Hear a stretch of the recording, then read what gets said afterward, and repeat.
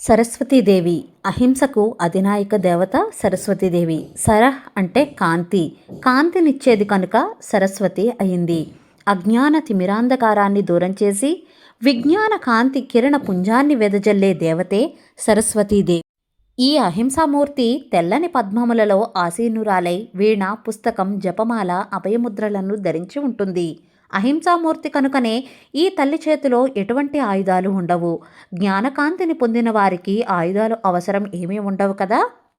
ఈ తల్లిని తెల్లని పువ్వులతోనూ శ్వేత వస్త్రాలతోనూ శ్రీగంధంతోనూ అలంకరిస్తారు.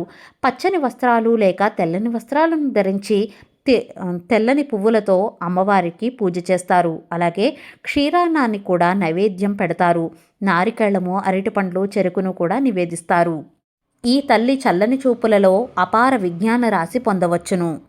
చంద్రిక, చంద్రవదన, తీవ్ర, మహాభద్ర, మహాబల, భోగద, భారతి, భామ, గోవింద, గోమతి, శివ అని ప్రతిరోజు కానీ, పంచమి నాడు కానీ, సప్తమి తిథుల్లో కానీ, సరస్వతి జన్మ నక్షత్రం రోజున కానీ పూజించిన వారికి ఆ తల్లి కరుణా కటాక్షాలు పుష్కలంగా లభిస్తాయి.